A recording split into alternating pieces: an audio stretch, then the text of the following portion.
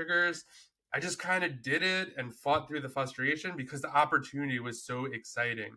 So focus on the opportunity, focus on why you started. When I first started, I wanted to leave my job. So I was like, whatever, this sucks right now, but I want to leave my job. So I need to figure this out or something else out because it's just not an option to stay at my job.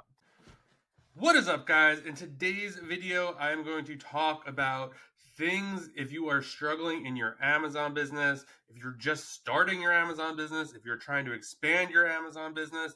I am going to cover how to overcome obstacles that are going to come into your way because a lot of beginners reach out, they get frustrated, things are difficult in the beginning, and a lot of people quit at this point in the journey very, very early on before they even get started.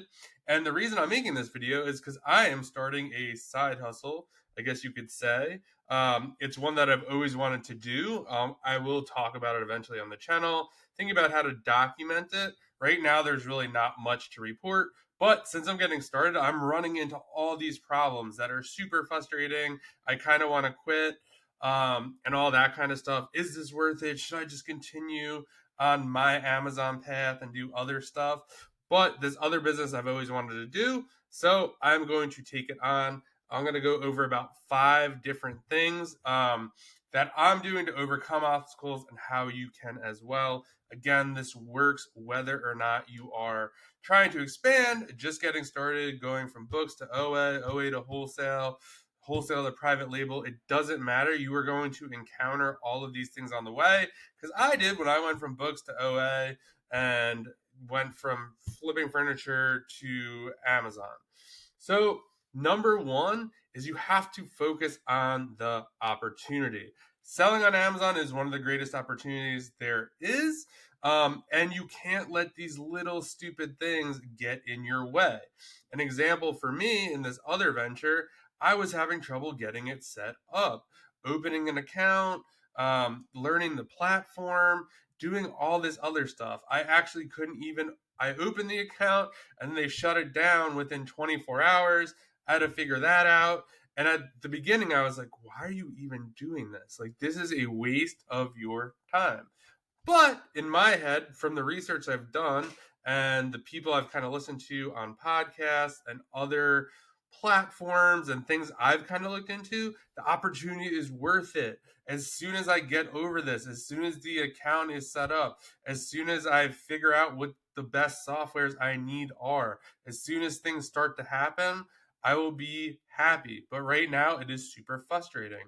And you're going to find that with Amazon. I know a lot of people reach out. You're going to try to set up your account.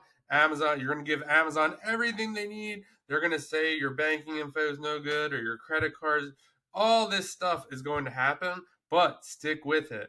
Reach out to support, DM people, ask people for help, get through it, because if this is what you want to do, selling on Amazon, again, is a great thing. And I experienced this too. When I first started selling books on Amazon, I didn't know how to list books.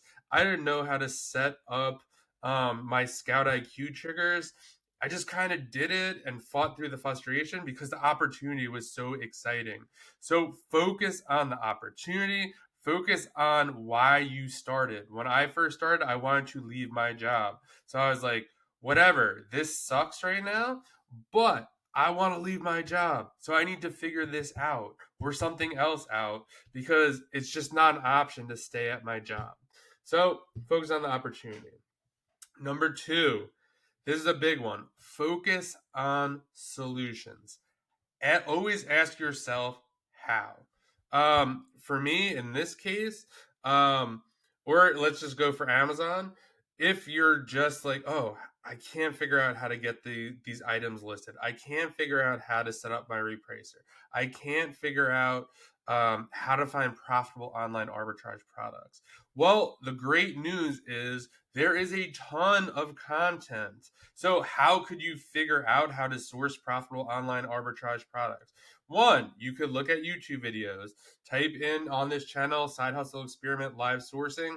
There's about 5 hours of me live sourcing, showing you my methodology, how I think about stuff. There's also great videos from other people too out there. No, another part of this, you could hire someone.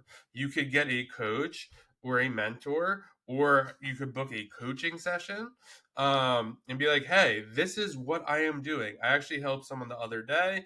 They said they couldn't find any profitable products, or everything they found tanks, all that kind of stuff. And we got on the call. I'm like, "How are you sourcing?" And we were going through it, and basically they were using leads lists, and I said, do not buy anything from them. That's more of guidance. You have to buy variations of this stuff, or take the sale that is on the leads list and look for other stuff. So there is help out there. There are solutions out there, and you have to focus on them. If you are struggling to find OA products, or a lot of people this year want to go from OA to wholesale, one great thing to do is get help. I know Chris Grant and Corey Gaiman, they're doing an OA challenge. I'll drop a link to that below. If you are interested in that, definitely check that out. Heard great things about it, but getting help there's nothing wrong with getting help. So don't worry about that. Number 3, kind of piggybacking off get help, is get a mentor for help. I'm in the process of doing this in the new venture that I am doing. So, how are you supposed to find a mentor? And I always get this question. I didn't really know exactly how to answer it, because it's been a kind of a long time since I was kind of seeking mentorship into something new. I mean, I guess having a trainer is, but basically what I'm doing is I'm watching YouTube content. In the thing I'm trying to get in, seeing who I like, kind of what they're saying, who's most helpful. It's very obvious. Watching some videos, some people are super broad, and they're kind of like, "Hey, if you want more help, book a call with me." Other people are giving a ton away, and also have the option to book calls and stuff like that. So I'm more prone to booking calls with the people who are kind of giving more away up front. To me, it just seems that they're just not gatekeeping as much, and maybe they are just doing different things and just really aren't worried about. They're almost want to be more helpful than they are want to sell like coaching or courses. So I am doing that. A lot of them offer coaching calls. So before I invest, I am definitely planning on investing in a mentorship or a higher end course to get this off the ground much quicker. I'm going to book coaching calls with 3 or 4 people. Well, it's going to probably cost me between $100 to $200 per call, but I'd rather spend that up front, figure out who I jive with the best, get a feel for them, because especially if I'm going to do a mentorship with someone, I want to know it's going to work, or I want to know or have a vibe with them and kind of ask them questions. And on the first one that I did, I learned a lot, and I'm going to set up about 2 or 3 this week. I asked, what don't you like about this business? All the YouTube videos I've watched, no one is really saying anything bad. Hey, like this sucks about it, or this isn't great. It's just everyone's super positive about it, and that is awesome. Positivity is great, but there are definitely some skeletons in this new venture's closet, and I want to know what they are so I can know what to expect. This is not going to deter me from doing it. I think that's important when you're trying to sell on Amazon. What are some of the things that might deter you? Customer returns, price tanking, spending money, losing money, cash flow. The list goes on and on, but that doesn't matter. That stuff is just little tiny pieces that don't even matter in the long run, because the opportunity, going back to number 1, is so great that it just doesn't matter. You have to fight through that stuff, but knowing ahead. So me knowing ahead of time, oh, prices are going to tank. When I go through that, I'm like, oh, you know what? I booked a coaching call with John. He said prices were going to tank because when I'm first sourcing, I'm not going to know stuff. So then instead of being like, this business doesn't work or this sucks, it turns into, oh, this is normal. This is just kind of what happens to beginners. It's not a big deal. I'm not going to let this stop me. On to the next ASIN. So definitely do that. Before I get to the last two, I want to just take a quick second. If you have not checked out the Side Hustle Experiment podcast yet, please do so. There is a playlist on this channel. We're also in Spotify and iTunes. Just type in the Side Hustle Experiment podcast. Been getting a ton of great feedback. We have great guests coming up. And yeah, please check it out. It would mean a lot to me. And also subscribe to this channel, hit the bell. You'll get notified when new podcasts come out. Number 4, look into a crappy first draft. What does this even mean in terms of Amazon? Or it's just really, to me, I was a copywriter. That's always what we called it. So it's basically like, just get your words on the paper. And then kind of work through it, rework it. Don't worry about making the perfect copy or writing the perfect thing. Or I guess if you're writing a text message that's complicated, open up your notes app and just type everything out you want and then kind of condense it down to the text message that makes the most sense instead of being like, I'll do it later because I can't think of the perfect thing to say. For me, when I started first doing online arbitrage, for me, that was buying products at break even. I just wanted to see if this worked. I wanted to buy this pair of headphones and see, hey, will it sell?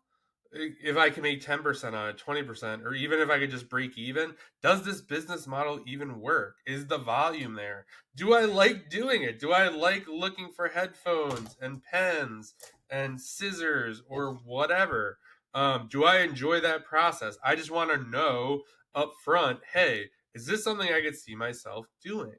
And doing that stuff really helps speed the process along, because instead of being like, I'm looking for the perfect ASIN, I'm looking for an ASIN that's going to make me $10 or $20, and because it's going to be hard to find that, especially if you're a beginner, or who knows, if it's finding your first wholesale supplier, that could be overwhelming as well. You might be looking for the perfect one, or you're waiting that you have the perfect email script or whatever. Instead, it would just be better to send out an email or call a bunch of people and just learn based on the feedback you are getting. So just get started. That is the gist of this. Do not worry about it being perfect. Just get started and figure out the rest on the way. And the last one, this is the most important one. This is everyone's biggest obstacle, and I did talk about this in the latest episode of the podcast. Is time. A lot of people are going to say they don't have time. They're too busy. What they have going on is just too much for them right now to take on something else. And I'm going to call BS on that. We all have the same 24 hours. I know some people have kids. I know some people have a job and other things going on, but there is time. For me, how I look at it, for this new business venture, I actually love music. I've been a Spotify user since it started. I love listening to music at the gym, but instead of listening to music at the gym right now, I'm listening to podcasts and YouTube videos just about this new business venture.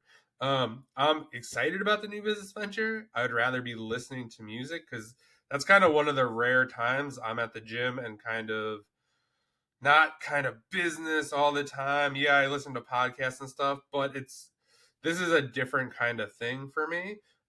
So I kind of look at that as a little bit of sacrifice. If you have a job and you're driving, listen to podcasts, listen to Amazon podcasts, listen to YouTube videos on your way to wherever you're going.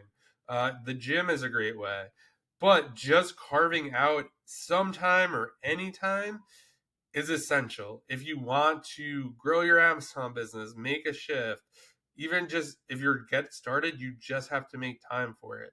An hour here and there, unfortunately, is just not going to cut it.